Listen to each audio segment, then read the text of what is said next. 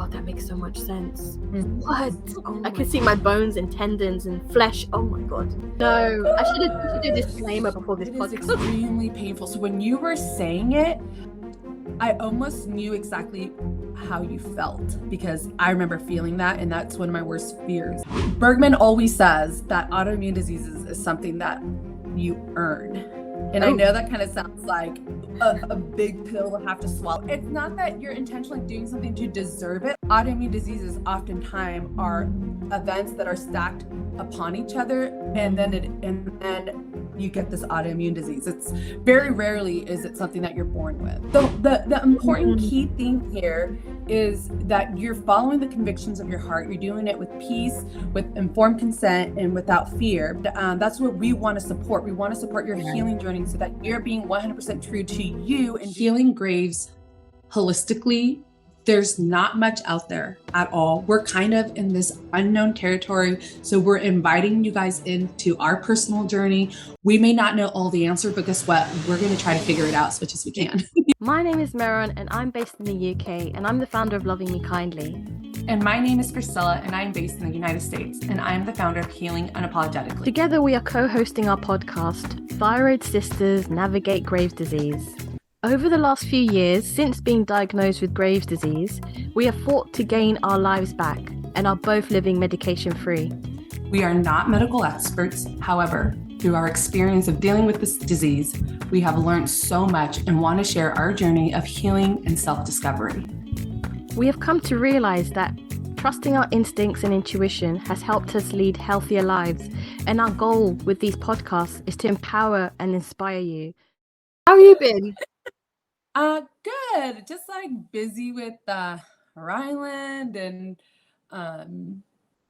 yeah, things have just been like my breastfeeding journey is like I've been through a lot this past week with that too because one of my pumps, my primary pump stopped working.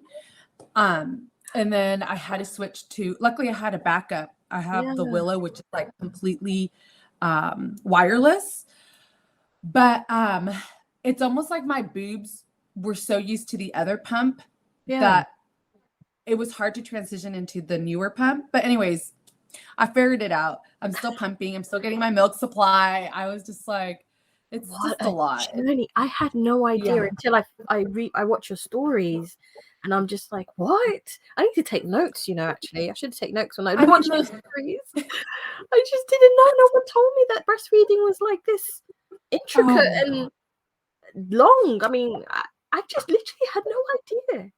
Honestly, I'll tell you like just a quick perspective. I feel like I was more underprepared for breastfeeding than I was for like labor and delivery. I think that the breastfeeding journey is one of those things. I mean, if it's something that you want to do, then it requires like a little more, it's worth getting a little more information and understanding of it, because it's not as simple and easy like it seems. It could be, but it's not, especially like with me, because I had an emergency C-section and it was just like harder to connect, and I didn't have any support, so it was just harder to connect that to get that latch.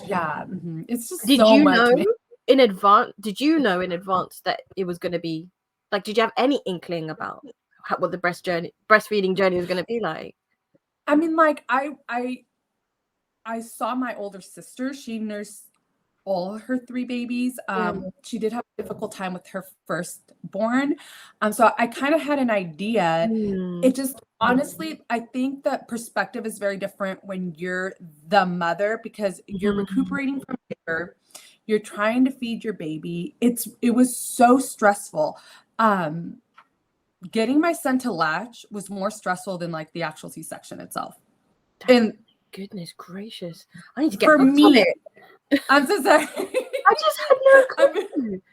There's so many things I didn't know. Right? Yeah, everyone. That's why you would hear about it, because everyone's different. So some people, maybe everyone. But it was so intense. Like my sister Lisa remembers. Like there's certain things that I just don't remember, but she like, when we talk about it, she's like, you would say stuff like you were not handling it well. Like I was very I don't want to say depressed, because depressed is like yeah, an overused word. I wasn't depressed, but I was extremely afflicted with my having like my son latch and getting him to latch. Like it really was so afflicting, because as a mom, it was hard to watch my son cry when he wanted milk, you know, and I'm like trying to give him my breast, and he's kind of latching, but he's not. He would comfort latch, so he would like latch to comfort, but he wouldn't latch enough to like suck and get milk. And he was a preemie too, so he had that extra challenge. And it was just so, that part was so, that's the part that I think like I was not prepared. My soul was aching because my son just wanted milk, and I'm holding him and I'm trying to give it to him, and he couldn't get it. That was like killing me. And I think at that moment, that's why I just started to pump to like, I wanted to stimulate my breast because he wasn't doing it, and you couldn't your supply, and my milk was like barely coming in, so I was like pumping. And is that why you started the pumping journey so early, because he just wasn't latching? Yeah, so it didn't happen. Yeah. So did you not do the latch? He didn't latch at all, so he just went straight pumping. He was latching, but he was comfort nursing, so he wasn't latching to get like a full meal. Right. So I just started to pump because I needed to get my boobs needed to get that signal, like, hey, there's a baby, the baby wants milk. So I was doing that, and then I would give him milk. I would always offer my boob first, and then whatever he got, and then the rest I would give him in the bottle. And then eventually that's a whole like different. And now you're at the end. You're coming towards the end of it, I think. Yeah, like I technically could stop. Yeah. Right. Yeah. Once your baby's 1 year old, you can try other weaning them, I guess. I don't know. My pediatrician is very pro breastfeeding, so she was always encouraging me. But at this point, like he just had his pediatric appointment, and she was just kind of like, I was telling her I'm always having dips, and and she's just said, if you happen to lose your milk supply, it's okay. Like he doesn't need it at this point. He's getting his nutrients from his solids, and breast milk has a lot of antibodies, which is why I'm continually to give him as much as you can give him, so you can last him a lifetime. Yeah. I can imagine. Yeah. So I'm not on a strict schedule like I was before. So I'm just like pumping throughout like whenever I can. So it's more relaxed, because before I was like, I have to pump right now. So now I'm just more relaxed, going with the flow. So I'm more flexible. And then my milk is just supplemental at this point. But yeah. So if we were to do like a mood check-in now, in one word, how would you describe your mood? Your mood for the past week, how would you describe it? My mood. In one word. One word. Gosh, I feel like I had such a long week. Okay, let's see.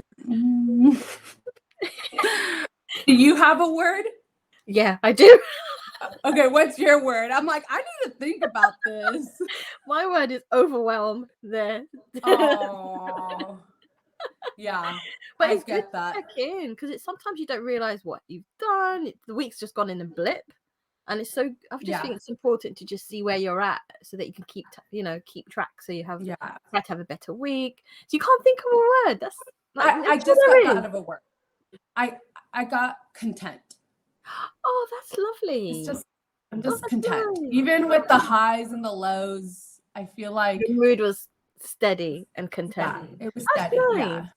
I need to get to that. I'll tell you, hopefully one of these podcasts I'll be like, I reached that. I like that. Brilliant. Oh man.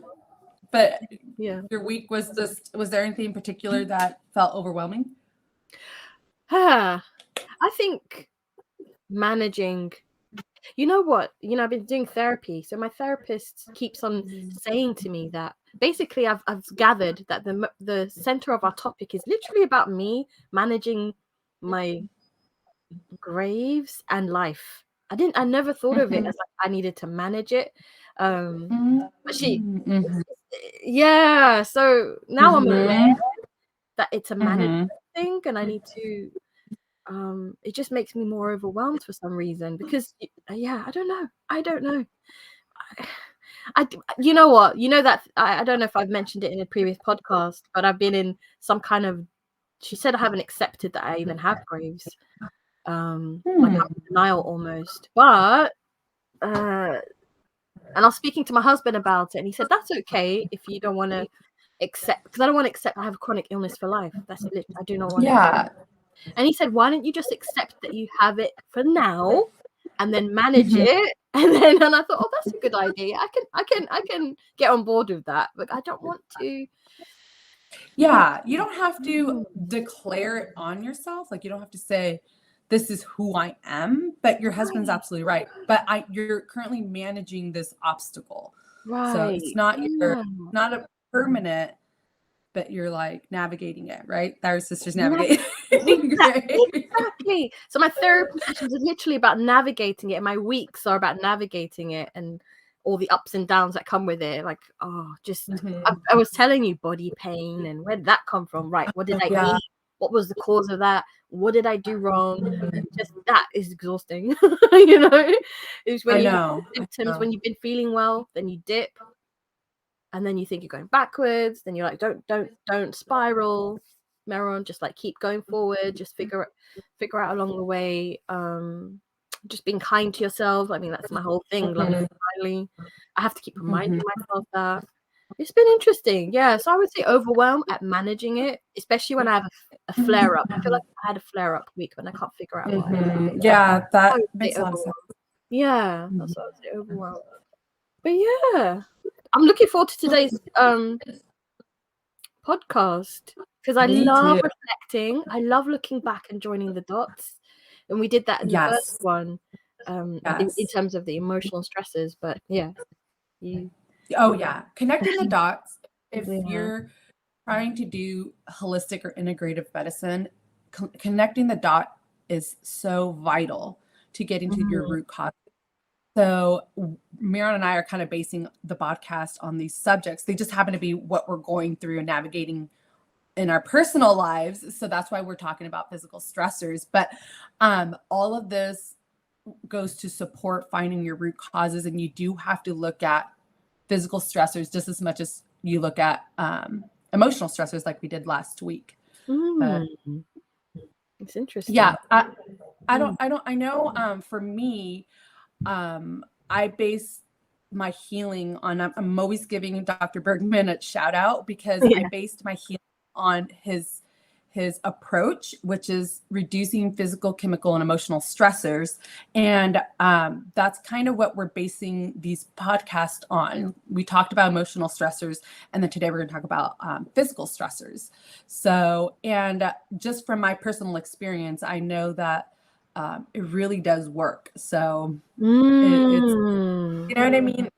This method does work. Yeah. And because that's what you did to help yourself out of it, because you're on remission. I have to remind myself that. So we're on different journeys. That's why it's interesting to compare our notes and things, because sometimes I tell you about my aches and pains. You have to think back to when you had it, because you don't have it anymore. But that must be interesting to like switch brain, like, oh, what was that like? And then come back to how you feel now, which is content and good. Yeah. But it's funny, because like when you say that, when we were chatting during the week and you're telling me about your body ache, I immediately, like, I know exactly what you're talking about, because for me, and I know you mentioned this too, you use that as like kind of your meter to see how bad you're inflamed that day. Yeah. And for me, returning back to that feeling that bad, to the point that I'm feeling this body ache, is like one of my worst nightmares, because I know how debilitating it is, painful it is. Excuse me. It is extremely painful. So when you were saying it, I almost knew exactly how you felt, because I remember feeling that, and that's one of my worst fears. And I think that's why that's what keeps me on the narrow path, because I don't want to return to feeling like that. But that's exactly why we're here to discuss these and have these conversations, because Mira and I are on two different healing paths, but there's so much that we're learning from one another. Like, there's just always opportunity to grow and learn. And the healing journey is never like a pit stop. You don't come to it and stop. Like, I'm now having to tweak and adapt my healing journey to fit into my role as a mother, and how now I'm having to prioritize a little human versus just me. So yeah, there's something for everybody here. If you're listening, whether you're already in remission or you're still trying to get there, there's something for everyone here to take away. Oh, definitely. Yeah. Because our last podcast, you felt something from that, even though you're on healing. Yeah. It took you somewhere, didn't it? That you didn't realize. Oh my goodness. You had. Like, this is where I was just telling you that, like, you always have something to learn. Miron has helped me so much with my emotional healing journey, because I am just extremely bad when it comes to it. And if you listen to our podcast, I have this breakthrough moment. It was kind of just like, it happened so quickly. Isn't that amazing how, like, you're just talking, and while you're talking, it's like you're getting clarity at the same time, and then you just take a step back and you're just like, oh my gosh, that is the best thing, though. I think that is the best.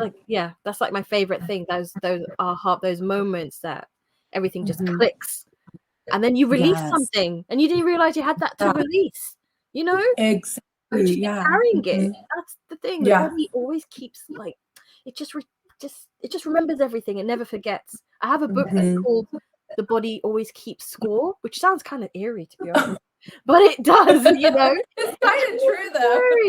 So you need to be careful. Yeah. And imagine if we haven't been checking in or healing from childhood, imagine how much you've accumulated and where we're at now in our 30s. So that's why this it's the emotional stresses, we went back and join the dots, and then now we're gonna, the physical ones, we go back, because I don't believe illness just happens like out of the blue. That's just my thinking. I just don't. It does. And when because we've been sharing voice notes with each other, because you're in America, I'm in London. Oh my gosh, yes. And when I was a child, this and this, that. And when I think about it all together, I'm like, I literally was waiting to explode. Really. You know, just like all these things. So the emotional one we did, and now when I was doing a timeline of the physical from a young age, like when was the first time something major happened, whether it was surgery, this. I'm adding it, and then next week's is going to be about the chemical stresses, and I'm thinking about, oh yes, and this and this and this. I'm like, oh my gosh, this was just a recipe for disaster. It makes a lot of sense. If you start to do like what we're talking, like going back and connecting the dots, look at your emotional stressors. When were you feeling emotionally your worst? Was there an event that happened in your life where you felt like was out of your control and you needed to cope? And then the same thing for physical. Go back and connect the dots. When were you exposed to some physical traumas? And we're going to talk through some of our personal, so you guys can get an idea of how that looks like. And then next week we'll do the chemical stressors. But when you start to connect the dots, you really, like, when your voice notes, like, you were totally connecting the dots, and you're like, wait a minute, I had this situation that occurred, and then I was like hospitalized, and Marilyn's gonna get into it. It's like it really does show you how physical stressors, the body does take that on. Even when things looked healed, the body can still be compensating in a different way. And that's why it's important to explore these physical traumas, these physical stressors, because you may not even realize it. But really quickly, it's interesting that you were saying that disease doesn't happen like overnight. Like it didn't just like, I don't think so. Bergman always says that autoimmune diseases is something that you earn. And I know that kind of sounds like a big pill to have to swallow, but not that you're that really got me. Something to I know. It's not that you're intentionally doing something to deserve it. Like physical traumas are things you don't purposely do to like hurt yourself, right?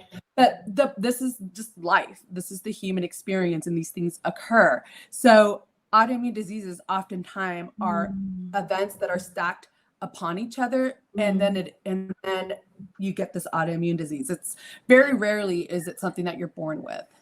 Yeah, I mean, they call it a lifestyle disease, which helps me because it makes me think there's a chance to undo those lifestyle habits that I probably was doing before. Not consciously, you don't obviously want to hurt yourself or do all these things. It just accumulates. Maybe there was more of that and less self-care. And that's why the scales, you know, what's it called, like overturned or whatever. It was just it wasn't balanced. It wasn't balanced. And you weren't aware then. And then it took an illness to sort of wake you up to everything. And it changed my life. It changed my life completely. I have to learn to advocate for myself. I have to learn to look after myself first. I have to learn that it's not selfish, that it's self-full and fill my cup, and just seeing all the things that I didn't do when I was younger at all. I didn't learn those tools, those ways of, I didn't have that. So I'm learning that now. Had I not got this illness, I might have continued those habits. I don't know. Easily. I've changed my life around. I'm trying to heal it. Yeah. So I think a lot of people. No. You say. Yeah. I was just gonna say that I think a lot of people can relate with what you said just now. Like they really do feel like the autoimmune disease kind of wakes them up. Like what? Because you don't think something like that can happen to you, like where you can get sick to that point where you can't just like break and bounce back so easily. It is really a life-altering moment, where it gets you to either think. I think a lot of people are doing what you said. They're trying to now learn the tools that they weren't taught when they were younger to take care of themselves, to get better and heal. But the sad truth is, can you imagine how much we can avoid if we were taught this at an early age? The importance of health, importance of life. I would have rather this lesson than maths. I haven't really used maths. I don't use it. I mean, of course, you need to know your maths, but I really think this would have saved me, or whatever other subject. If they teach you your health or your body, how it works. I mean, when they told me I had a thyroid disease, I was like, oh, thyroid, what is that? Where is that? Like, it's my thing, but I didn't know about it. It's the it manages my whole body, this thing here. I don't know. I would have looked after her better.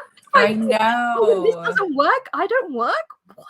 Yeah, it's insane. Why did I have to learn that? Oh, I just wish I knew. Like, they really taught you about how to look after yourself. I think that will help, because it's an epidemic.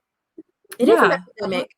It's not right that everybody's living with a chronic illness. That's not a quality of life. No, that's not a quality of life. And I kind of feel like there are younger girls starting to get thyroid disease. The youngest that I've been told, I had a mother reach out to me because her 12-year-old daughter was diagnosed with Graves. 12. Oh no! That was the youngest that I've heard. I heard they don't diagnose you. They make you wait until you're in your 20s before they say something's not right. I heard somebody told me this, and then they had to wait. This little girl, I think they did the radioactive iodine treatment. She's 12.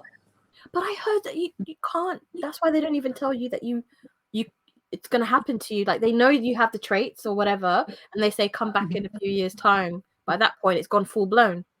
So now you're saying that they diagnose and treat at 12?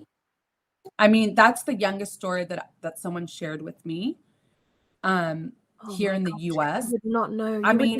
You can't make decisions at that age. Oh, God. I would have to assume that the Graves was pretty accelerated, and it was 12. Potentially maybe life-threatening. Yeah, but 12. Because if you go online and you do like a quick search on Graves' disease, and normally, I think the age group, it would say like, and this is just like off of my head, like 30 to 35 and up, maybe even 40. That is like the people that it affects. Yeah. And I'm like, why are a lot of the women that are like connecting with me either around my age or younger? Some are older too. But I'm seeing maybe it's the social media world. Maybe there's more. The older women are not on there to share They're because on I do want to. Facebook. They could be, yeah, they're probably on Facebook. Facebook. But where did I read this? I remember on Dr. McCullough's website, he posted something. This was like months ago, maybe even a year ago. He posted something on thyroid disease, and I was reading the comments, and I saw this lady who was probably, or I read her comment. I think her age was like in her 60s, and she mentioned how Dr. McCullough's his work, and I don't know if he personally worked with her, I think he might have, helped her heal from Graves' disease without going without going through the conventional treatment. So I've realized there's a pretty nice group of women who have already been doing this. They're just older, and they're not like maybe as involved on social media, but I'm hearing stories. Yeah, it's just their stories are not put out there the way that maybe we can do now, because our generation, we grew up with we didn't grow up. Well, I didn't grow up with social media. It came, I was in college, or I wasn't in college, but college age when it was more popular. But yeah, so I always like to go online and see, because I always read little comments here and there of women who have done this already, but they're just they're not as maybe I don't know, comfortable with social media to be sharing. But yeah, there are plenty of stories.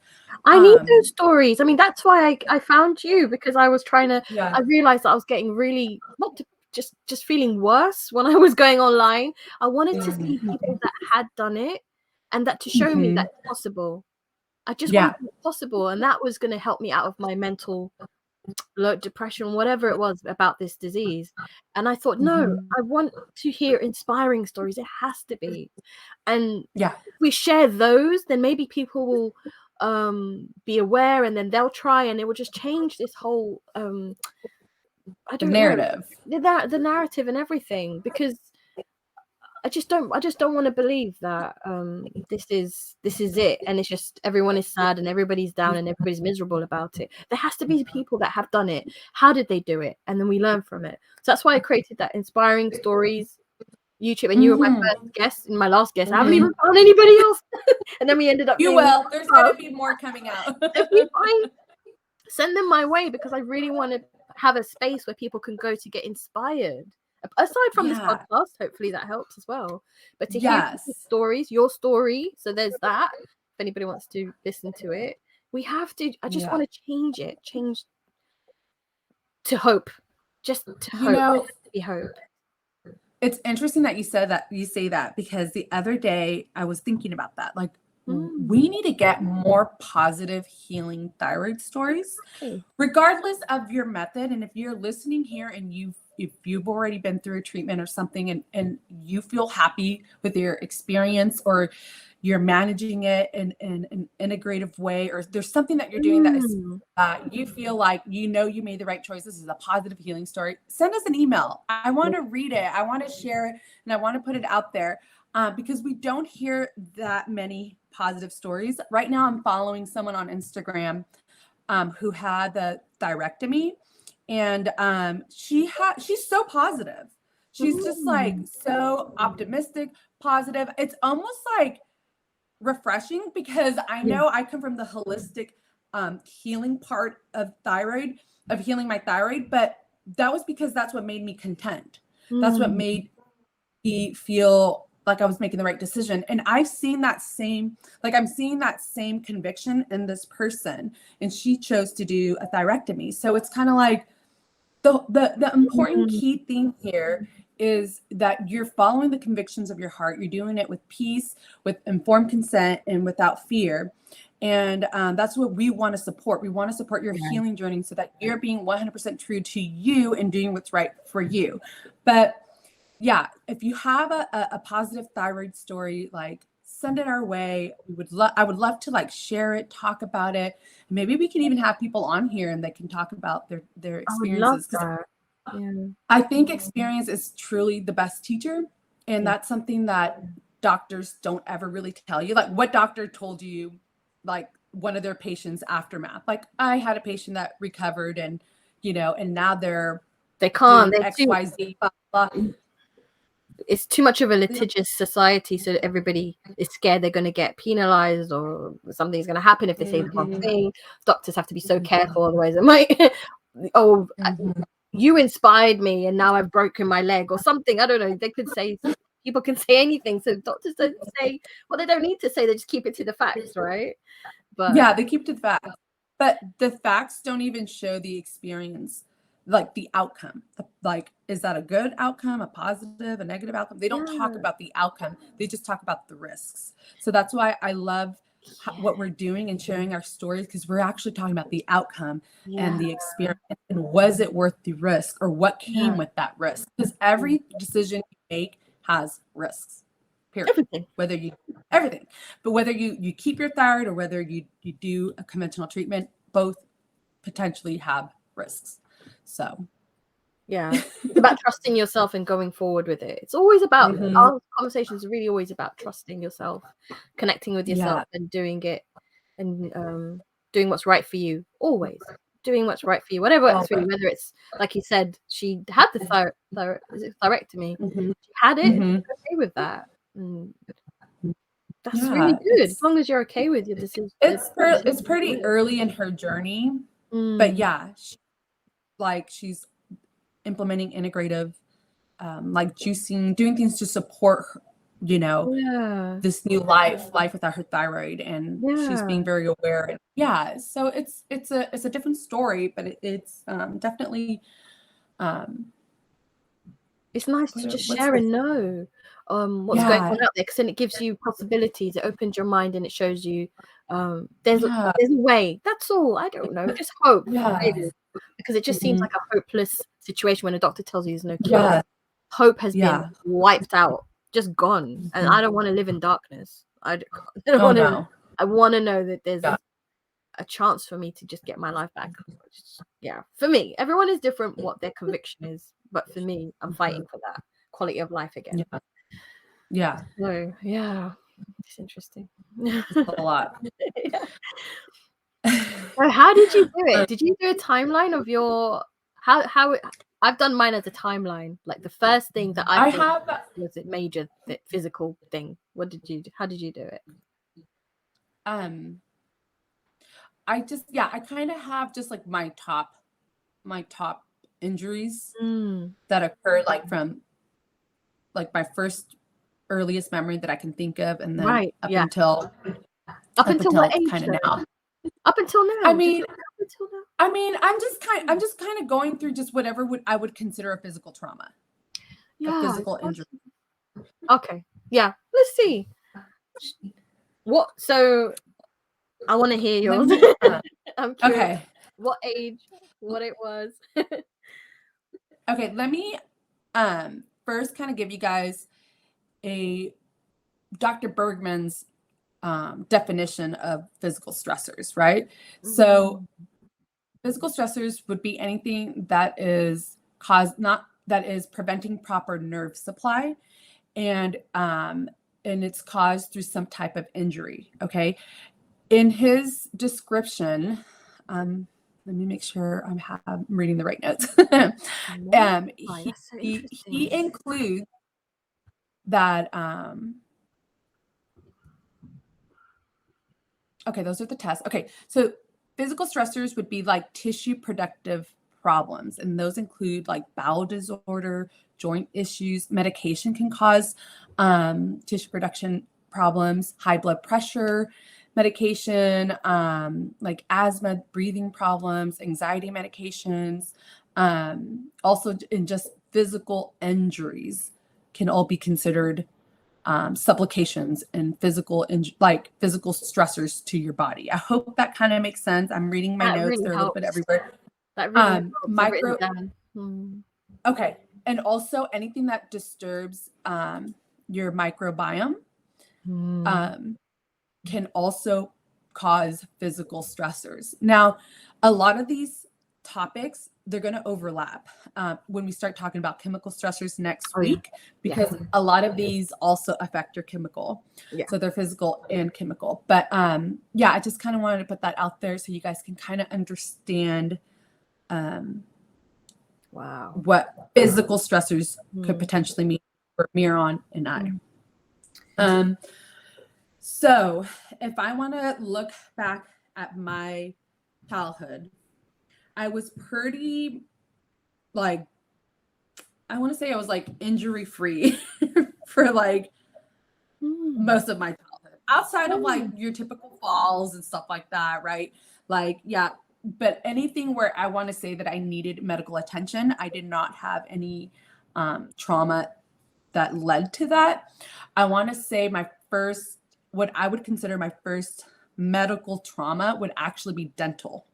So I want to say dental trauma because I was 12 years old when 12 or 11, when I got braces in. And I just feel like since that moment on, I went through like a lot of dental trauma. And Like yeah, I pain got and discomfort, or I was exposed to like anesthesia, like numbing. I was, getting put cavities that had mercury in them. Yep. And I had braces. So there was a lot of discomfort. And then that caused a lot of issues throughout all of like up until my 20s. I'm actually currently right now working on my dental health. So that's why like the healing journey always has different phases. And I'm at a place where that's what I'm dealing. I'm getting my mercury removed, root canals undone, getting all of that stuff out of the way, because that was for me probably the first physical stressor that I encountered. At 12. Okay. Starting at 12 to like 14. Yeah. It started, and then it picked up again in my 20s when I had to get more dental work done, more cavities and more a root canal that started a cascade of issues. I guess I could just jump into that now. Did you lose a tooth? I'm just curious. Did you lose a tooth? Well, yeah, I had a root canal. And is that when they try to save the tooth? That's when the tooth is technically dead. Yeah. And they just put like they cover it. They like Okay, yeah. And maybe I need to write. They didn't remove a tooth. Well, I recently am getting my root canals removed because there's this book called The Root Canal Cover-Up that was recommended by my dentist. He's a biological dentist. If you want to get into a safer dental, like if you want to work with someone who's more holistic with your teeth, go for a biological dentist.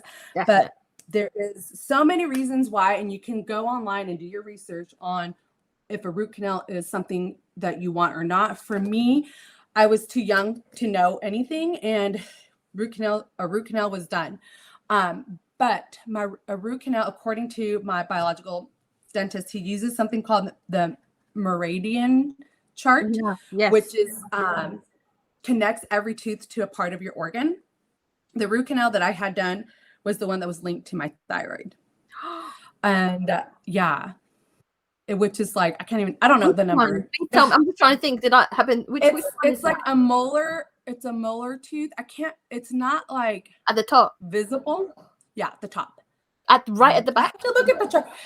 Like not all the way in the back. It's kind of like right here. If you go to my Instagram account, maybe I can pull it up and show you the picture. I did highlight because I was sharing my journey online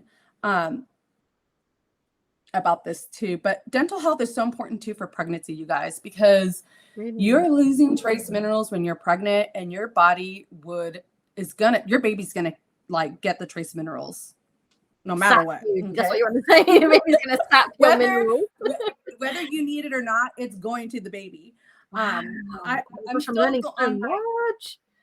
Yeah, I'm still on my dental journey. So like, I'll have the full story once I'm more complete with it. But let me look up here. Okay, here's the meridian chart.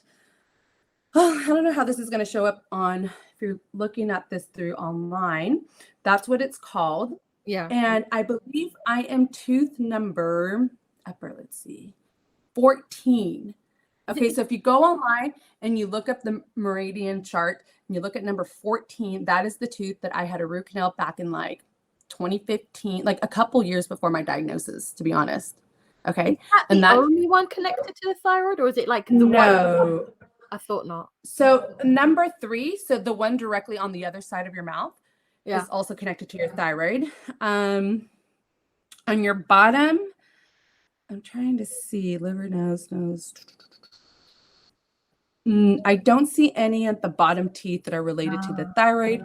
Okay. But there are like, there's like, this chart's a little hard to read, but tiny, right? I need to find a better one. Yeah, there's tiny writing for sure.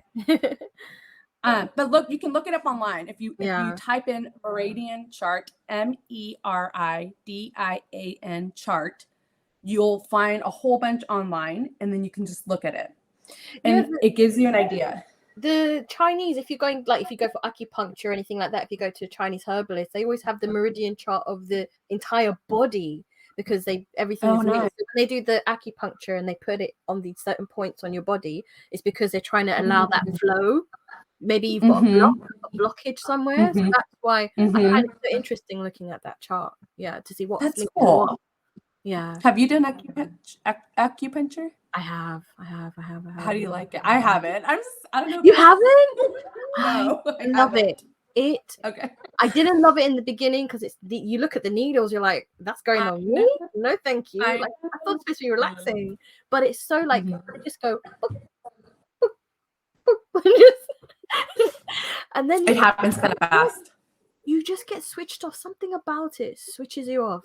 There's a flow, you just relax, and that's it. You just I don't know, but you have to do it for a prolonged period of time. I didn't do it long enough because I couldn't afford it. I just did it for a short period, but I remember it switched off. And you need that for if you've got autoimmune disease, something that switches you off and allows your system to just relax. I love acupuncture. I would recommend it. My goal is to try it one day, but yeah. On your face, if you're okay with, but it doesn't hurt. It doesn't hurt. Yeah.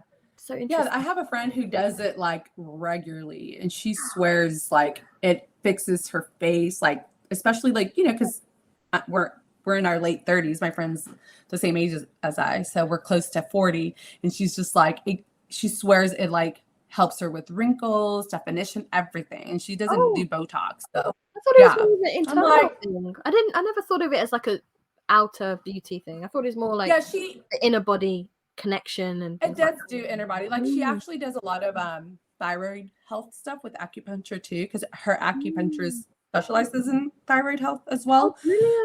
Like more on like a holistic lifestyle sense. So her acupuncturist always tells her like, oh, there's like she'll notice when her thyroid is a little more like swollen or like off just from acupuncture. Yeah, I love it. I can't speak on it with because I don't have the experience, but that's what I've been told about it. I just love how you never think that everything is linked. Everything is linked. So when you're showing that meridian chart of the tooth, you would never think. Actually, they say the root cause of illness is in the tooth. I know that we're talking in these podcasts of these different root causes, and I'm always like, this is the root, this is the root, this is the root. But they do say it's all in your mouth, and there's documentaries on it. It starts in the mouth. It's interesting. It's so interesting. Yeah. I don't know. I mean, it'd be. Well, I wonder if everybody has something wrong with their mouth, and they're thinking, "Yeah, I've had something wrong with my mouth." Oral care is so important with healing. The other day, I saw a short video on YouTube with Dr. Andrew Huberman, and he was mentioning just like bacteria in between your teeth can cause a lot of health issues just from not flossing. Just bacteria in your mouth. So, and one thing I did do very early on in my healing journey was I would do oil pulling. I did that for a bit. I'm not consistent with it now, but back then I was dealing with candida overgrowth. So I was doing a lot of detoxing as well. So I was trying to, it was so vital for me to keep up with my mouth microbiome and the health of my teeth as well. And that's something that I did. I actually, now that I'm like looking back, I think that was extremely vital for my dental health, because I was doing it more just to support my detox, to support just something easy. That was something easy I can do.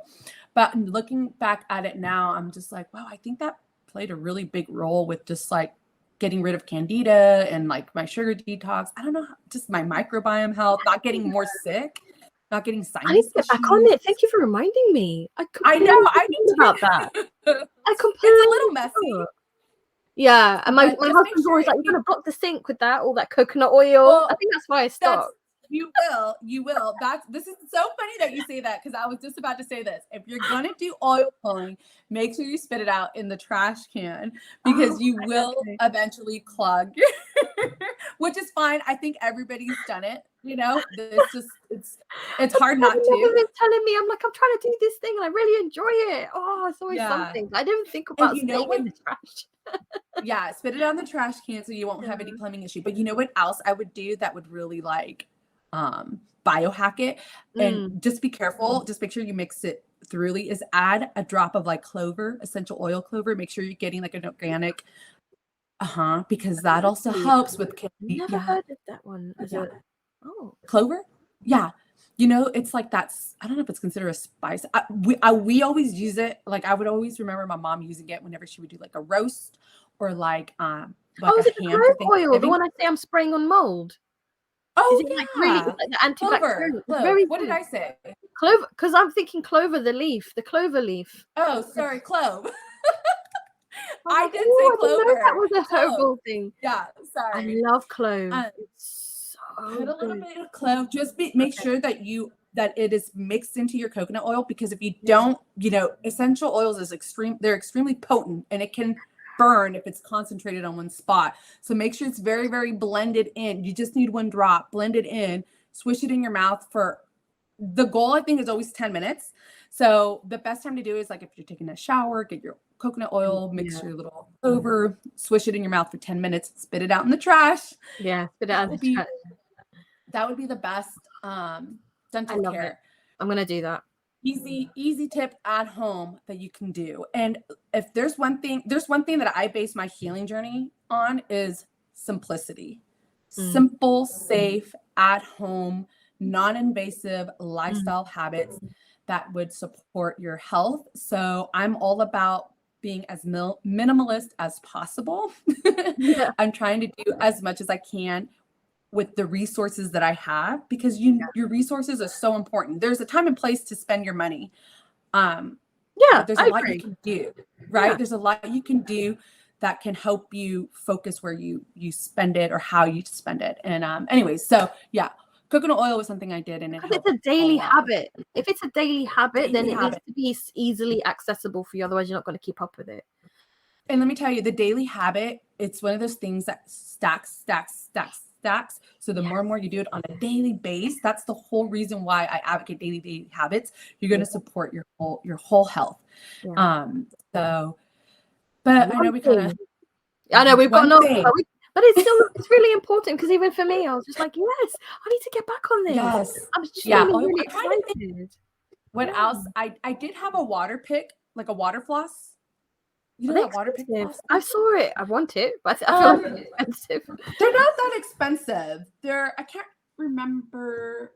I mean, it has to be under $40. At least the one that I got. During that time, I bought mine at Walmart, I believe. But because I'm really bad at flossing, so I would use the water pick floss. That helps a little bit. And then I would also go and I would floss when I wasn't feeling lazy. But yeah, and then of course brushing your tongue is another thing to help. So many things. I know. Pick one to start. You know, coconut oil pulling is, I think, if that's the one that resonates with you, start there and do that. You know, and then once you feel more ready, you can implement other things. But they're pretty easy things to implement. Yeah, maybe month by month. Then you've built a habit, so then you can add another little thing next month. In a year, you're just like, oh my gosh, I did all these amazing. I did 12 different habits this year. That's really helped me, and you'll feel the benefits. I'm gonna try. Spring is here. It's a nice time to start spring cleaning yourself. Let's start spring your house. Start with your mouth. Start spring cleaning your mouth. Yeah, I like that. Let's go. The mouth is definitely something you do not want to underestimate, which is exactly why when I look back to connecting my dots, I realized dental, that's where I got Yes. Poked probe, and my teeth It's had traumatic mercury in too. the cavity. Yeah. Yeah. In a weird way, I just took it. You have It's to. like, I mean, you're in the chair, you just get on with it. What yeah, can you do? just like with your You're like, mouth wide open. and you're like, you hear the drill, you're like, oh God. And then Or the like needle. the needle, Oh the my beginning God. of it all is that needle, right? Oh, but let me tell you guys, my when I got that root canal that led to my that followed up with my thyroid issues. Oh my God, that dentist. There's some people that should not be in the industry. This guy, it's absolutely insane to me how people can be dentists. When he was doing my cavity, no, was it my cavity? I Like can't in the remember because he hole? was doing, Yeah. he was filling, yeah, a cavity, and he was doing multiple at once. Like he was doing a lot of work on me. But I remember this one time he pulled up, I don't know what he was doing. He was pushing up my tooth so hard that my whole head moved up. Like he jerked my whole head up. That's how much pressure he was like applying to me. After his visit, about a week or so, I went back because I was having tooth sensitivity with that tooth that he was, I don't know what he was doing to. Yeah. He wasn't working at that office anymore. There was a new dentist there, which was red flag number one. And she took an x-ray of me and she compared it with the one I had previously. So we're talking about a week apart. He applied so much pressure that he physically moved my tooth. If you looked at the x-ray, my tooth on the second x-ray after seeing him was slightly off. I don't know if it was high. I don't know. He moved my tooth. Bad. Okay. That's why I'm sharing dental trauma, because it is trauma. It is abuse. Like when you are completely vulnerable at the hand of your doctor, you have so much blind trust in these individuals. Okay. Yeah. And the whole time he's like chit-chatting with his assistant, talking about with their, I don't know. It was so freaking annoying, man. Just like that lack of care and attention while you're sitting there with your mouth open. Yeah. Like, I get it. No one's saying you can't chit-chat, but when you're applying that much pressure, like, bro, come on, man. Like, focus. What are you doing? Are you trying to mess up my teeth on purpose? And then we go back to like my emotional like hiccups, my emotional issues where I have a hard time speaking up. Like, even when I share that story with my mom, she's like, why didn't you say anything? I was just like, I don't know why. That's what we struggled with as children so much. Yeah, we spoke about this, not speaking up for ourselves, just tolerating so much. Yes, so much. And anyways, it's just, so the body was keeping score. Again, that added, that's traumatic. Your tooth is such a sensitive part of your body as well. So sensitive. And you know, when you have so messed up, like someone shoot me, like seriously, that part of your brain doesn't function anymore. You're in so much pain, and it's your tooth. It's you're right by saying never underestimate your teeth. Yeah, don't underestimate your teeth. If you're ever having a bad experience with a dentist, don't be scared to put your little hand up and say stop. You know how they tell you to raise your hand up if you're feeling pain. That's true. Like, raise your hand up, or if you need to stop and say, you know what, I am walking away from this, or get a second opinion.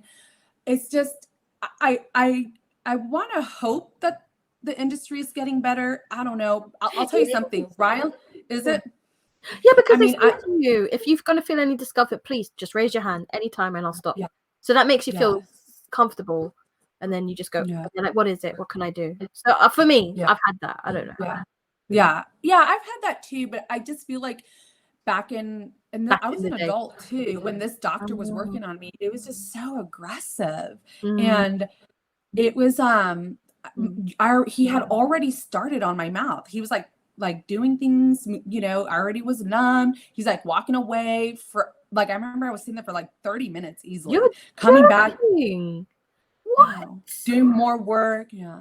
I'm telling you, it was like probably with your mouth open, just left for 30 minutes. Or just sitting there. I was just sitting there, like laying in the chair, head back, waiting. They were like telling me they were gonna come back, and it's like taking forever. I don't know why we tolerate this stuff. And I understand a lot of people are like, well, why don't you just say something? Like, because you think they know what they're doing. You don't want to stop them. Like, they're going to be like, well, I'm the doctor. I know what I'm doing. Do you know what you're doing? yeah. You know what to do? You know, a lot Are of you the times I'm doctor? like, okay, 5 more minutes. They'll be here in 5 more minutes, right? And it's like, no, okay, they're going to be here in 5 more minutes. And the fact that he did 3 in one go, I don't think that there's. He did a lot. I don't know. I'm not a dentist, but I have a feeling because that's a lot of injection. That's a lot of toxins all in one go. I think. I'm telling you. And that, you know, it kind of links to like the epinephrine exposure. How epinephrine? Which one is that? So epinephrine is a type of anesthesia. Oh, right. Yeah. That they use. It's also like you naturally have epinephrine in you. It's your fight or flight hormone or chemical. But there are dentists. It depends. I'm like barely learning about this stuff. I had this information brought to me by somebody else in our community who was getting dental work done again, and she let her doctor know that she has hyperthyroidism or Graves, and he was like, okay, we have to avoid all anesthesia with epinephrine. What? Because and this is why I think when you went into anaphylactic shock, I think the EpiPen, did they give you the EpiPen? Oh, they did something. Yeah. Okay, because that has epinephrine. Okay, and epinephrine triggers your fight or flight. And if you are already in a fight or flight, it's just like, that's what pushed you to a thyroid storm. Oh, I'm telling you that. And I actually think that epidurals are also linked to why so many women are developing postpartum thyroiditis or developing thyroid issue after pregnancy too. I don't think it's a combination of like the stress and physical, I don't want to say trauma, but the physical trauma of having the baby. And let's say you had a cesarean and you had an epidural, you had that epinephrine. I think a lot of that is contributing to thyroid issues as well. It's not just like you had a baby and you have thyroid issues. You know, you could have started off with undiagnosed thyroid issues and then, you know, but there's so many layers to it. But I do believe that epidurals and epinephrine anesthesia can be a reason also. Literally my heart. Yeah, that's why when I had the epidural, because I mean, I literally came to the hospital and was rushed straight to the emergency. There was no room for like any other intervention. So I didn't care. I was like, put the epinephrine, get my baby, because they wanted to put me under. They wanted me completely out. Oh. But I was like, no. I want to be awake. You want to be a part. I wanted to be awake because I wanted my child to have the highest chance of thriving, because at this point we didn't know his condition. And a baby needs to be able to hear your voice, touch, you know. Yeah. So last minute they allowed me to be awake, so they did the epidural. But so you had an epidural. Okay. I was awake, yeah. So, and let me tell you something, when my son was born, as soon as he heard my voice, he stopped crying. So it is that's the first connection. You waited so long to see your baby and then to be asleep during that time. Well, a lot of times when there are these type of emergency interventions where the child is really at risk, I don't know why they choose to put you completely under. I don't know if they think that's going to be best for them. I have no idea. But I didn't know about that either. This episode is I'm learning. I'm just like writing notes. I'm just kind of just sharing my experience. I don't know all the facts and details. Yeah, but that's what it's all about. We're just sharing each other's experience. Exactly. But if you have any concerns on any of this, don't be afraid to talk to your doctor about it. If you're going to have dental work and you have thyroid issues, make sure you let them know, because epinephrine, they can use different. Use a dentist. If you can, go with a biological dentist first. Yeah. Step number 1. Yeah. Like Ryland, my son is no way seeing a regular dentist. He's starting off with a biological dentist, because for me, that's where I feel like was the beginning of a lot of my health issues. Yeah. So, you know, that's where it started for you. Yeah. So that makes sense why you would do that. I would say that's my first physical injury. Do you want to share another one? And then we'll go up there. That was a big one to unload. Because I feel I had like I avoid anything. I read ingredients all the time. I try to avoid anything that's going to add any more problems to my situation right now.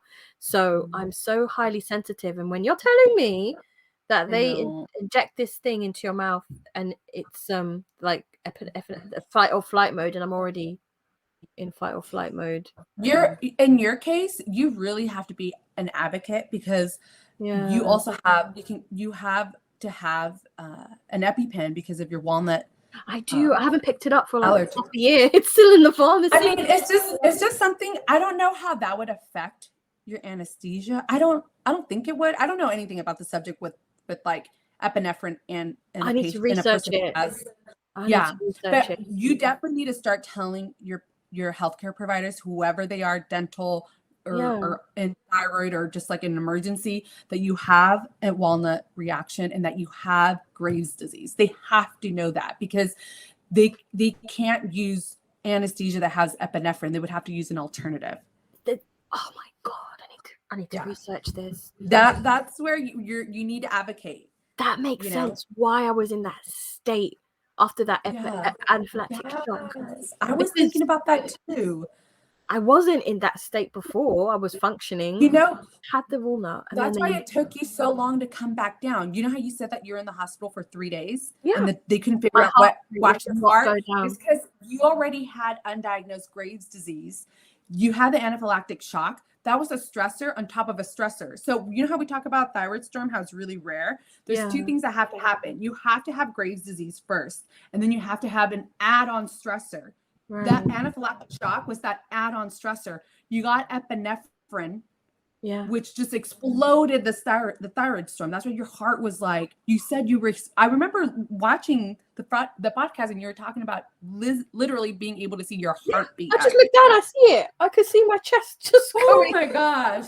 But I didn't understand. I was thinking to myself, how comes all of a sudden my heart rate is doing this? How come I could feel this going? My neck. You could, the pulsing of my neck. Oh my God. Oh my God. I was literally on the edge. Something could have easily just burst or something. I don't know. I did not know this about epinephrine. I need to let me write that down. I'll have to consent. I'll have to send a message out to the girl who in my community who shared the information. But if you go to my Instagram account, I have, what are they called? The little, underneath your bio, you have these little highlights of stuff that you've shared. I have a highlight, and you have to kind of scroll, and it's called epinephrine. I'm going to show it on my screen for this. On your Instagram, epinephrine. On my Instagram, it's called epinephrine. And it's like, attention, warning, thyroid sisters. I love it. That's why we're both such advocates. We both love helping people. I was kind of like you. I was so literally, it says, attention, thyroid sisters, important, go follow. And I have her name. I'm gonna reach out to her just to make sure. I don't know if she wants to stay anonymous or not. But I said, I learned from her stories that epinephrine from anesthesia causes cardiovascular stimulation, and hyperthyroid patients can develop, I can't pronounce this, thymus, the cardiac and thyroid. I can't even pronounce these things. Basically, a thyroid storm. I don't know I can't say the technical word, but it causes a thyroid storm crisis. They call it a crisis, which is, I think, exactly what your experience sounds like. I wonder how much they were pumping me with that EpiPen that day, those few days, because they kept giving me stuff.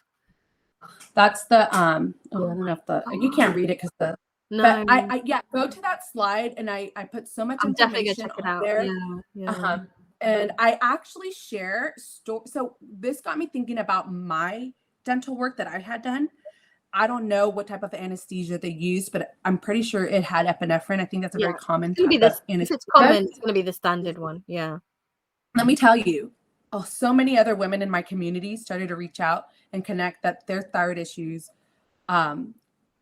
came shortly after dental work, where they had anesthesia or like a root canal or something like that. Yeah. So many. Okay. Yeah. Okay. I have to think about my timeline now. Because I've had so many issues with that. Yeah.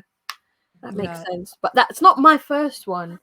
That's not my first one. But my heart was just so, after this podcast, I am researching this. Yeah. Oh my gosh. Just never someone like you, especially anyone like Miran who has a food allergy where they need an epinephrine, you need to know this, especially if you have thyroid issues. Yeah. You need to A nut discuss this allergy. with your doctor. Anything that's going to A put nut allergy, anything that can cause an anaphylactic shock where you would need an EpiPen. I'm going to research Yeah. this. And if I can find an alternative, then I will get that rather than the one that they prescribed me, probably, because I don't want to inject myself with that. I've had it. Yeah, I mean, it can be. Yeah. It's one of those things like when your life is at risk, Mm.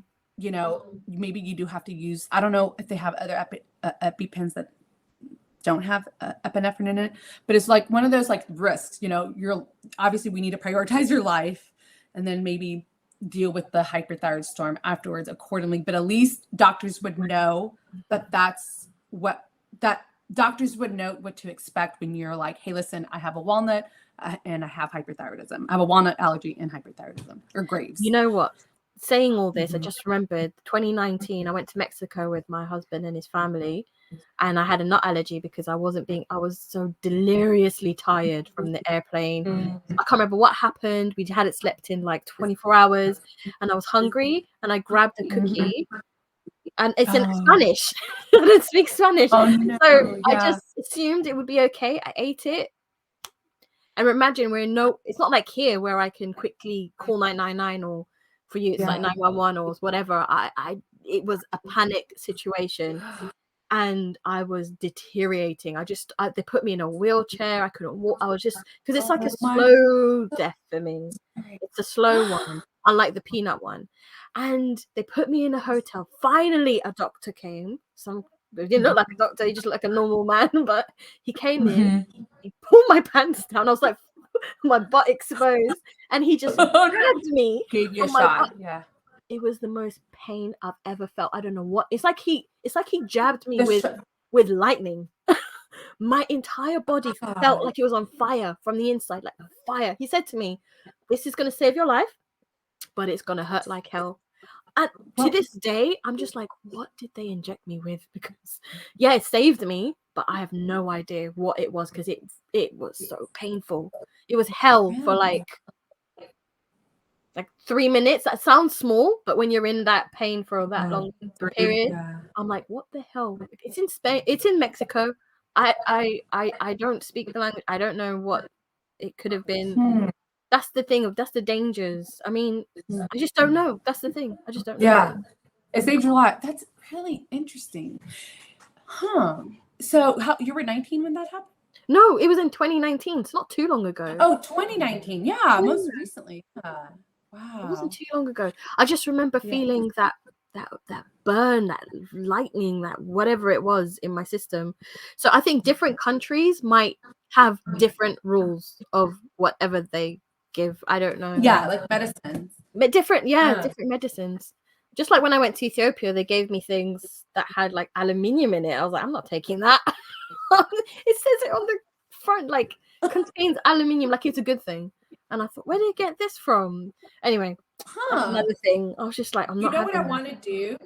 I want to have. I'm going to try to find some questions because I have them in my head, but I need to write them down on how the anaphylactic allergic reaction happened to you, like how it looks like. Because I actually think it could be very educational and helpful for people who have existing walnuts or have existing allergic reaction or who don't know, but they can learn the signs of when someone is going into. I'm telling you, you guys, being unprepared is so scary. Okay. And I think that, but I mean, like it's not your fault. Like we're not taught any of this stuff. So that's why I think that your experience, because I have a nephew who has a peanut allergy and it's scary. My sister, since he was an itty bitty baby, he's had an EpiPen. So it's a very scary emotion to know that your child can potentially go into shock from just being around peanuts. And so I think that anything that can help bring awareness, like how that looks like or how the child, how it feels, is very important. So people can start being a little more sympathetic about it. You know what I mean? Like, hello, feeling like you're on fire or knowing that exposure can cause you to take medicine that makes you feel like you're on fire is insane. And you just reminded me, actually, when I was 10, I did have a burn incident. So I didn't need medical intervention, but I did have like a hot cup of noodle soup. Mm. What's it called? It tipped over and landed on my thigh. And oh my gosh, that Mm. getting burned is the Yeah. worst pain I've ever felt. Because even after the incident, even after that everything was removed, the soup was so hot because it was like boiling water that Yeah. my shorts, I was wearing these cotton little shorts, they were starting to stick to my skin. So my mom had to take off my shorts because it was like That's how much meshing. you that's how much you burned the skin off. Oh. And it bubbled, like my skin on that Yeah. area bubbled. Yeah. And even after like hours after, it still felt like I had like I called it a fire of river underneath my skin. It just felt constantly being burned like the river.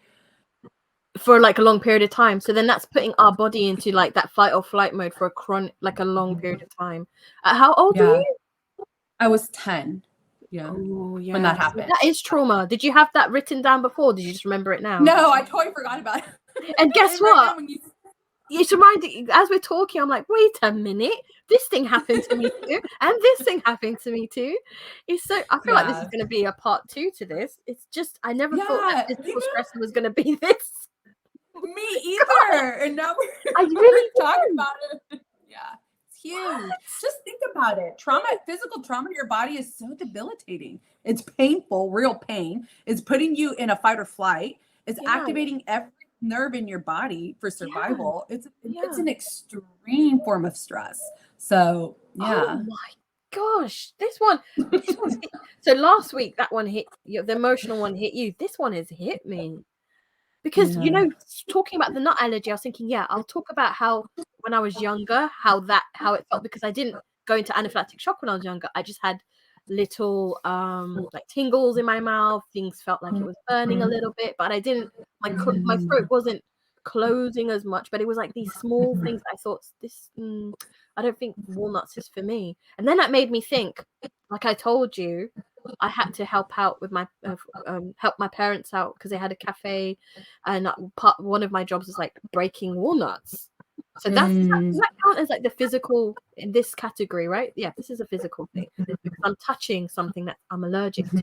It's causing a physical reaction to your body too. Physical and mental, but all in one, all at that same young age. I feel like my thing happened at that 9, 10, 11, between 9 and 14 was a lot of things that was happening to me on a physical stresses.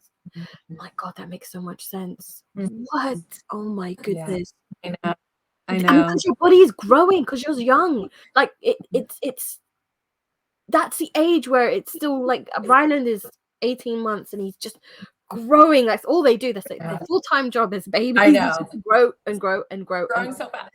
And 9 years old is still really young, and your body is still formulating. And if you're having these huge physical stress to your system, and then you're unaware and you just carry on with things, and then all of a sudden, how many years down the line you get a chronic illness? Like what? It's not my fault, but I didn't allow my body to formulate, you know. Oh yeah, you guys, this is not your fault at all. The reason why we're discussing this is because now as adults, you can have the tools and the insight to understand how those physical stressors impacted you, and you can take steps to help correct or be more aware of just like how you developed an autoimmune disease, so you're not feeling like you can't do anything about it. And I am going to share some like tests that Dr. Bergman recommends that can help you get a little bit more insight if you're still dealing with let's say some of these physical stressors that didn't heal properly and your body's compensating another way. You want to make sure you're getting proper nerve supply. And because I never had like a major trauma, I think that I was able, like physical trauma to my body, I think aside from the dental, aside from the dental, even with the dental, like I still went into remission and healed my thyroid. But that's why I'm telling you, like anything you do to lower these stressors are super impactful to your health. So you just want to reduce as much as you can where you can, and you can still see a lot of results. And then, you know, once you're ready to let's say dive a little bit deeper in some of these stressors, you can do it. Like I'm diving deep into mental health. You know, I did it like 4 years after healing my thyroid. So, you know, there's a time and place for everything. Don't feel overwhelmed like you have to do. If you can, great. If you have all the resources to do everything out, great. But don't feel like it's an all or nothing. You have to do everything now to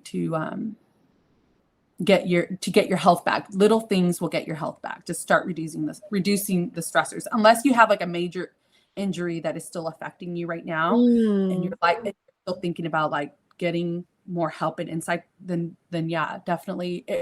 If you're called to that, go start there. You get what I'm saying? Like, yeah. But let me mention really quickly some tests that maybe you can talk to your doctor about getting, or maybe you might have to see a corrective chiropractor. So that's what Dr. Bergman is. He's a corrective chiropractor. He deals with nervous system root cause healing. Corrective chiropractors are kind of like leading the holistic movement to healing. I would say that Dr. Axe is another one. Dr. Berg is another one. They are all kind of corrective doctors who believe in working at the root cause, and they're chiropractors. So, but if you're seeing an integrative practitioner, you can discuss these potential tests that you can get. One would be X-rays. X-rays can be a big insight in understanding if a proper, you know, injury has healed. Heart rate variability is another test. Live blood cells is another test, and thermography is another test. I've had X-rays, but that's about it. I don't have experiences with the other tests, but those are things. I just want to give you guys something to look into if you are dealing with a major physical stressor or injury that is still bothering you today. Yeah. Or get allergy testing, because it could be like a bowel thing. But they're so expensive. Yes, or microbiome. Yeah, I need to do that. Gosh, this one's really got me. Just thinking about too much. It's like so many things where I'm like, I really didn't stand a chance. That's what my mind is thinking. Wow. So for me, when I was 9 years old, oh God, this story. Do I tell the story though? Because it's gonna expose me.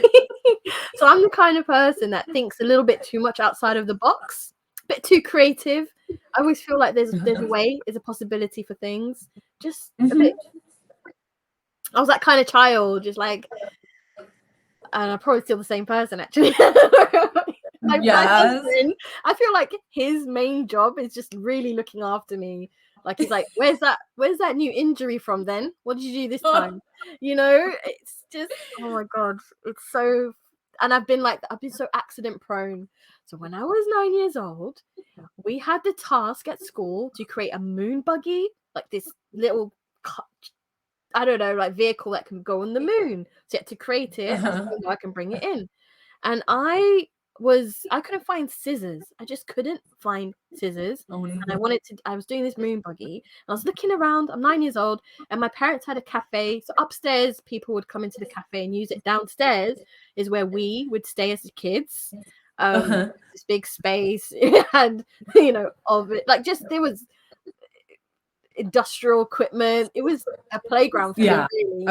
So we would watch TV there and stuff like that. But I went pottering around looking for something I can use to cut this stuff with. And yeah, but no judgment, because I was 9 years old. Okay. Yes, no judgment. And I saw this blade, and it's a blade that you cut your onions with in the food processor blade, where it's like, you know, it looks like it goes like double this way and this way. Yeah. Because as you press the thing, it blends it up. So I got that, and I thought, haha. And I took that, and I was like, I'll cut it with this. I'll cut this cardboard with this. And I thought, and I went into one of the rooms where we as the children watch TV. And my brothers were there. So 2 brothers, 1 sister, and this small room. And I put it next to me, like put it right next to me. And my brothers were fighting in front of me. I mean, we were all like 9, 10, 11, 12, that age. And they're fighting one, and then one pushed the other one. So he came at me and was about to land on the blade. And I instinctively thought, at 9 years old, I don't know how, I was gonna whack it against the wall, but my sister was there, so I didn't want to whack it at her. So I instinctively put my hand on the blade. He sat on my hand, and the blade and the thing went. It just sliced. And he had no idea. He was giggling. He was like, I was like, my hand. He got up and it just sliced right through. But not to the point where it sliced off my fingers. They were just dangling. Like, I know. I should do a disclaimer before this podcast.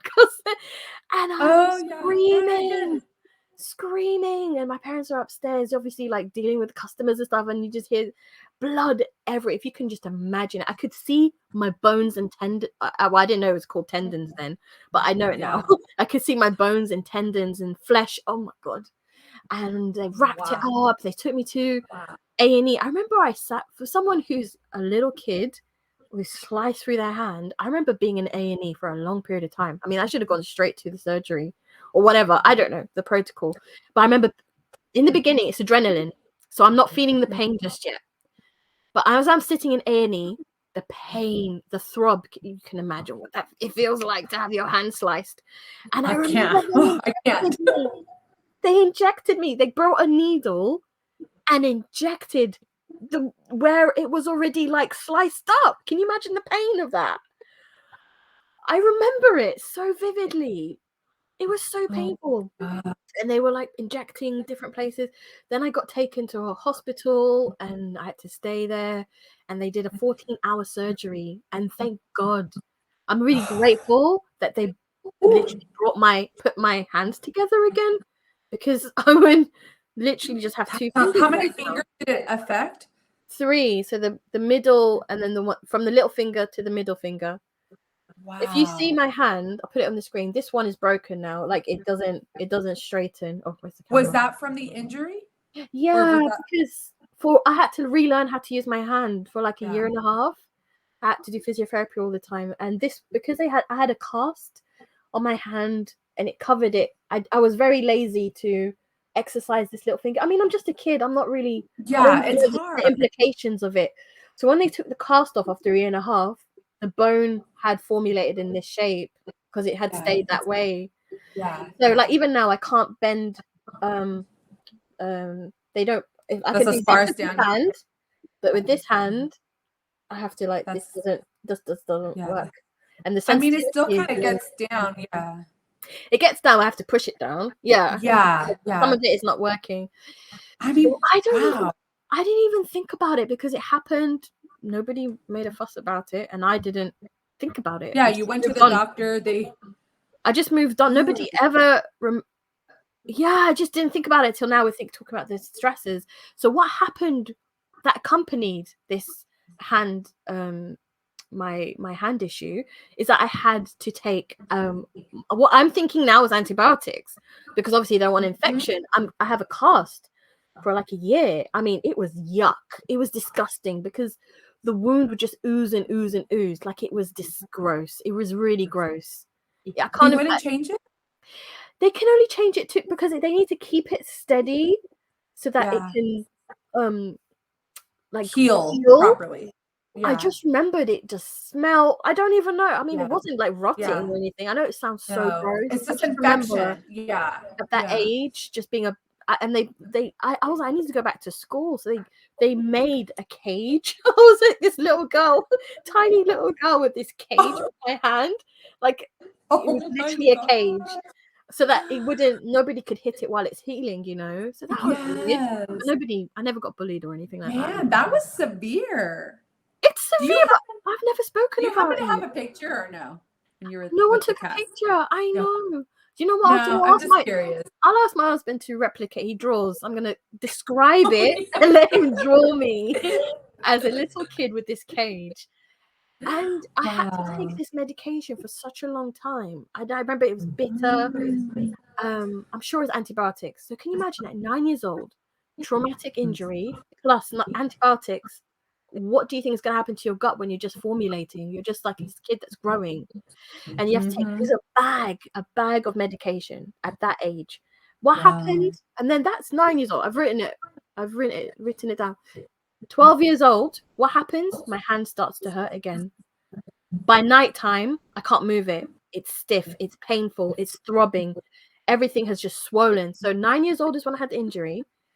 At 11 or 12 is one of those ages, 11 years old, something happens and I end up going back into surgery and have to do surgery all over again.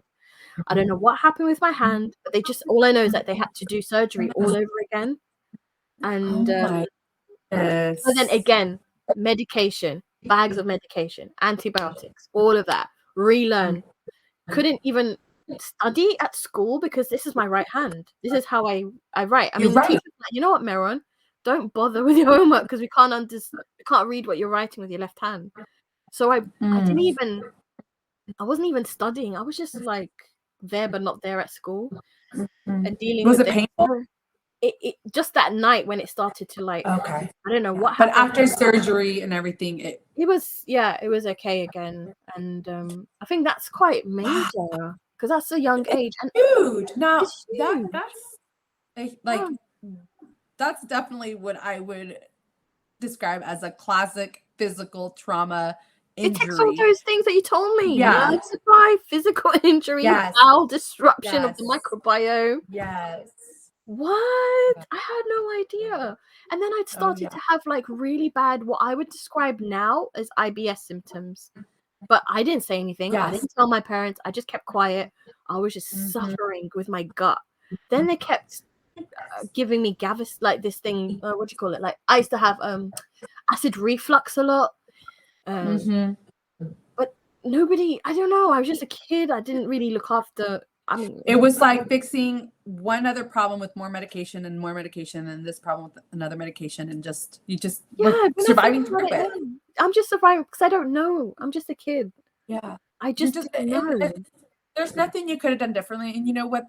That protocol was there to help with your hand and fix it. But now as an adult, and this is why we're diving deep into these stories, because obviously you developed an autoimmune condition. We both developed an autoimmune condition, Graves' disease, and we're now going back and connecting the dots, and we have to analyze how these injuries played an impact on our health. And Dr. Bergman bases healing from the nervous system up.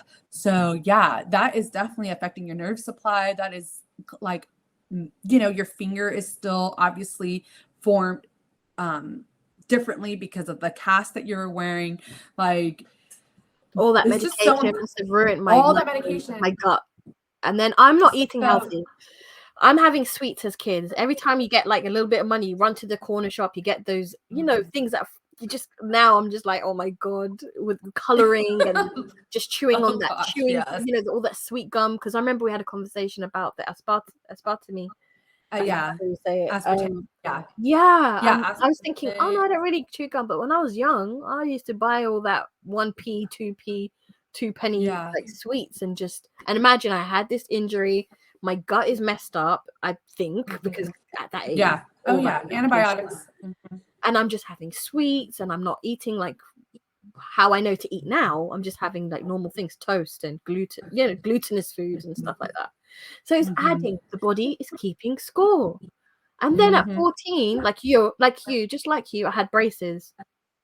So then that's all, that just compounds to everything else, right? And then I lost a tooth because I wasn't looking after myself, and I just didn't know how to like go, and I really lacked those skills of just looking after myself, just no sense of self. And one of my teeth the other one started breaking apart, and it had mercury. It was a mercury filling tooth. So now knowing that if a mercury filling has been damaged, like it's just oozing out all of that. It's leaching out, and it's going into your system. And it was breaking over a period of like a year and a half until it finally disintegrated. And I went to dentist, and they were like, yeah. And they put a cap on it. You could, I don't know if you can see it. I have a silver cap on that tooth, but the other tooth is gone. So I'm missing a tooth. I have that. When you add these things up, it just, and we haven't even got to the chemical. That's next week's episode. But it's just, I want people who are listening, like even you just saying that, like hearing all your story, it puts in perspective, like where you were when you were diagnosed with Graves' disease. Like, and that's just a few injuries you've mentioned, you know, or maybe even a little bit of what I've been sharing too with my dental health. Like, and then you connect the dots to when we got diagnosed. That when you see that timeline and you're keeping score and you're seeing how the Your body body's keeping has to score. be compensating for all of that, then your autoimmune disease makes a little more sense. It makes You sense. know, and then what you do is just you start working your way back and tackling how to reduce those stressors back into balance so that your body isn't constantly compensating it. Because that's what I think autoimmune diseases are. It's compensating for all of these traumas and stressors that the body's been burdened with. Yeah. It's not in And balance. you know, It's just not in and let me balance. tell you something. Like we are very resilient. And I remember describing you when you were showing that your emotional story, and even now when you're sharing your physical traumas, like the resilience, the body is such a machine. Like you have to appreciate it. It is incredible how much it endures, how much it recuperates, how much it pushes you, how much it works hard to get you up every day to work and function. It is doing everything it can. So we need to be reminded about that. And our body is a machine. There is a proper protocol that it needs: daily sunshine, fresh air, movement, nutrients. The body needs those essential. And that's why I always focus on the lifestyle aspect, because that is the essential for your body just to function. Right. And, but yeah, That makes me so emotional. That makes me so emotional, because when you have an autoimmune disease, you disconnect from your body. You're like, this body that has taken so much away from me, rather than think of it as how you just described it, this amazing, resilient body that has actually been fighting for you, and it needs you to fight back for it. You know, it's just it makes me now. I mean, I've been trying to look after myself, of course, and do all the self-care, but when you just said that, it's like championing for my body. Yes, it has. Oh my God, it's been through so much. But when you don't reflect, when you don't look back, when you don't check in, when you don't join the dots, and you just, I don't know, it's just giving me like this whole full picture now. We've yet to do the chemical side of things, but I've come a long way. It's just like, oh my God, I need to champion for this body. I've been so disconnected from it. Even though I'm trying to help myself, I'm disconnected. Well, we're taught to be disconnected to our body. The medical system is set up like that. Everybody is a specialist for one part, you know, of your body, and nothing is treated as a whole. We're not connecting everything. So yeah, we've been taught to be disconnected, and we've been taught to just look at like, your body is broken. It's failing you. So here, take this pill. But instead, what Bergman advocates, it's no, your body is intelligent. All of these symptoms are an intelligent response, because your body is trying to survive. It's speaking to you. Something's wrong, and I'm compensating. And this is how I'm compensating. You know, this pain, you know, this ache, or you know, this fill in the blank. It's a compensation for something that's out of balance, that there's a stressor. And that's why there's 3 stressors we're always emphasizing, so that you can, you know, pick and choose where you want to start and focus on your health journey. And so I'm glad that that's kind of creating a full picture for you, because I feel that just listening.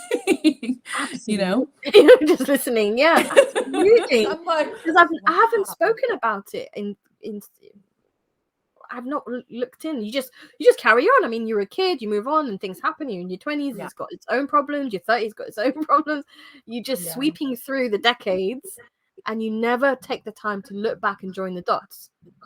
But then that's where the answers are, right? That's where the answers are.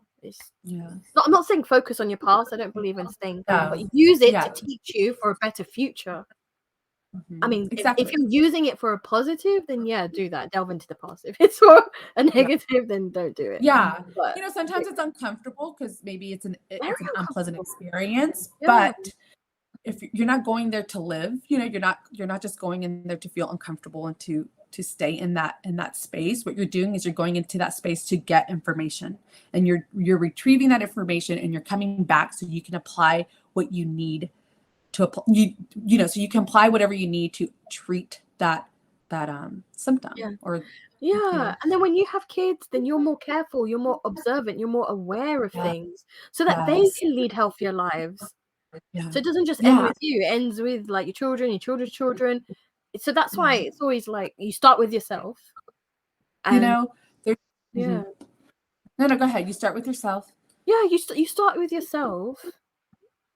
And even if you don't want to, if you're fed up with your situation or anything like that, think about helping others, or you can start telling people that you know to help them. Sometimes it's Yeah. hard for people to advocate for themselves, so you can try and be someone else's best friend until you learn to be your own best friend. That's fine too.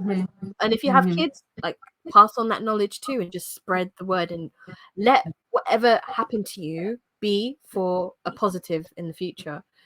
There's value in the valley, like that phlebotomist told me. She changed the trajectory of my life with that, because I thought, why is this disease happening to me? Why do I have this? It's not fair. And I was going down a rabbit hole, a dark hole. And she said, there's value in the valley. And I thought, what? I was like, oh, value in this? What? And it just changed my perspective. Oh, there's value in this. Oh, change my pain to purpose. And then, Yeah. just started, it just changed everything. So yeah, hopefully what we say might Connect connect with someone, help people. someone. Yeah. When you were saying about how when you start to do better for your family, and there's so many quotes that I see online that say that. And one of the quotes, I was trying to look it up, but when it says, what you heal in yourself, you heal for your entire family line. Oh yeah. And and there's another one, like, when you heal yourself, you've healed every woman in your family or something. There's different ones that I've seen Yeah, it makes float sense. around. It makes But I sense. really do believe in that one. What you heal in yourself, you heal for your entire family. And I think that goes with emotional traumas, because you stop repeating that cycle. Also with physical, like, how to be better prepared, let's say with physical traumas. And then chemical, you start knowing what to avoid and not bring in your home, or the importance of like a nutritious diet. Like, you start understanding the implication of all those little things. And yeah, your family will, it's going to be changed. You're going to change the next generation. That's how you do. I always tell my husband, like, I'm a big advocate for not supporting certain brands, right? Because I was telling him, like, I'm not going to do their free marketing, right? Because if my child sees me going and buying, let's say, Coca-Cola products, I'm doing Coca-Cola's free marketing, because my son is waking up and he's seeing that Coca-Cola can here, there. I said, that's free marketing for them. He's going to grow up and he's going to be like, oh, I remember daddy seeing this, or choose your brand. That's how I see Everything it. you do Like, matters. Everything you do you do matters. matter, especially when you have little kids. Oh, And you start become more aware of, like, the stuff that you're bringing into your home, or when you go out, what they see, because they're going to start that branding is very powerful. They start recognizing. I remember hearing a story of a little girl who the mom bought a cake pop from Starbucks, and she said it was one of her biggest regrets. And this is like a YouTuber, I just forget her name. Maybe we'll link it down below or something. And she says that was her biggest regret, because now every single time that her daughter sees the Starbucks logo, she wants a cake pop. And she just, the power was just of like, association and branding. Yeah, just from the logo of the Starbucks logo. I was just Isn't Coke the you think Christmas? Sometimes I don't know if you've got the same adverts that go out at Christmas time, but for us it's Coke. It must be the same. Coke as Santa Claus and the Coke the polar bear, everything. So you think Christmas is Coke? It's just one associates with the other. Brand association. You got to change it's hard it, because, like, we have family members that enjoy Coca-Cola products, so when we get together, it's you're trying to be considerate. And I'm not being an extremist. I'm just saying, like, I just am very hyper aware of that. Like, me too. I think I'm an extremist on the inside, but I have to, like, on the inside I'm like, no, don't do it. That's what I want to do, like, stand up and be like, are you reading the ingredients here? this is, I said it to my husband. I can say it to him, so that's okay. He brought home a soy sauce. It was unopened. I looked at it. I said, it's soy sauce. I was like, let me have a look at the ingredients. It just by the look of it, I was like, this doesn't seem right. I read it. What? I was like, you're not touching this. I said, foot down. Usually I will compromise. I will never talk, it's like whatever he likes, this. Fine, we'll talk about things. But I saw those ingredients. I was like, I can't even, next time we'll do it. I think we should do an episode where we read out ingredients on things. No. What is, do you even know what this could possibly do? That would be perfect for the chemical podcast, because those ingredients are impacting you chemically. They're interfering with your hormones. They are, and hormones are chemicals. So I will read it out in the chemical one then. I'm not having it. I'm not having it. And it's unless we have to do a part 2 of physical. We might have to do a part 2. Why? Do you have more on your physical list? I mean, like, I had a car accident that I was involved with when I was 22 years old. Yeah. And definitely. My health really that deteriorated a lot of my health. I think ever since then, that was probably my most traumatic right. Injury. As a child, that's why you didn't. I said as a child you were okay. And it's later. I mean, I'm basically naming injuries that occurred to me before my diagnosis. Oh yeah, of course. So because I mean, I had the cesarean, which I think is another physical trauma, but that's been after, my healing, and my healing path with that has been very different than all my other injuries. So, so I had a car accident that happened in 2000. Oh my gosh, I was 22 years old. So 2007, maybe 2006, 2007. Mm-hmm. And that caused a lot of trauma to my eyes, because the airbag basically punched my face and punched my left eye basically. And it created a blood clot internally that you couldn't see. So I couldn't see out of my left eye, and I had to go see a specialist. And, were you like blind in one eye? Oh my God. Yeah. I thought my eye was swollen shut. So when the doctors were testing my vision, I was so confused to why they were asking me to cover my left eye. Cause I was like, well, duh, my left eye is swollen. Like, I can't see out of it. And then they just kind of panicked. They're like, are you telling me you can't see out of your left eye? And I said, no. But there is a name for it. It's something that can occur when you get hit with an airbag. It's like one of those rare incidents that can happen, that you can get some type of eye damage. Of course, it happened to me. Luckily it all, the blood drained down, but it did. I remember one of the doctor told me it aged my eye. So we might have to do a part 2, just because because you want to go into details about that too. I want to go into details, and also I know my son's about to. He's hitting. Oh yeah, it's around this time. I didn't have limit. I know. Oh, there it is. Okay. Oh, bless him. I'm always so grateful. Thank you, Ryland, for your patience. My husband is so sweet, you guys. He's outside playing with him, but my baby's a little Velcro baby. It's so hard for him to be apart from me. But he's doing so well every Sunday.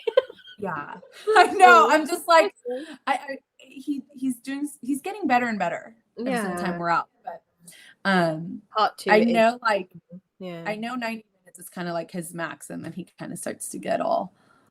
Oh, I can see him because he's trying to get back to the house. Well, we deep dived. That's fine. We went through a lot. There's a lot to think about. I've got a lot to research. Yeah. Oh my gosh, we can do the part 2 and just kind of recap with what you researched and learned too. That's true. Yeah. So then the chemical will be the next one. I think so, because I feel I mean, what we can do is maybe we'll see how much we get into talking with the physical stressors, and maybe we can finish up and then go into chemical. There is a few little things. I mean, it all adds, as we said, the body keeps score. I might read that book as well. Let me see how much I can read in a week or next. Yes. Episode. Yeah, and I do want to share, or maybe we can share that one in the next episode. But medication that can cause microbiome changes in your gut, which are physical stressors as well. So if you want to learn about that, stay tuned for part 2, because we'll go into that too. So if you're on medication, you need to understand that it does deplete and change your microbiome, and that would cause physical stressors as well. So I'll just leave that there so you can, if you're listening, you'll have something to look forward to part 2. And then of course we'll dive deep into my my car accident, because like when I was preparing for this podcast, I've realized that my health deteriorated after that accident. So it literally happened within that decade, within the we need to dissect that. Yeah, it exhilarated so much of my issues. That is the end of this week's Thyroid Sisters Navigate Graves' Disease podcast. Thank you so much for tuning in. We hope you found it useful and enjoyable. Please do follow and subscribe to our podcast so that you are the first to hear about new episodes. And if you're enjoying them, please leave us a 5-star rating, as this will help us so much. The bigger the show gets, the bigger the awareness raised. You can find us on social media using the handle @lovingmekindly, and also the handle @healing_unapologetically. Until next time.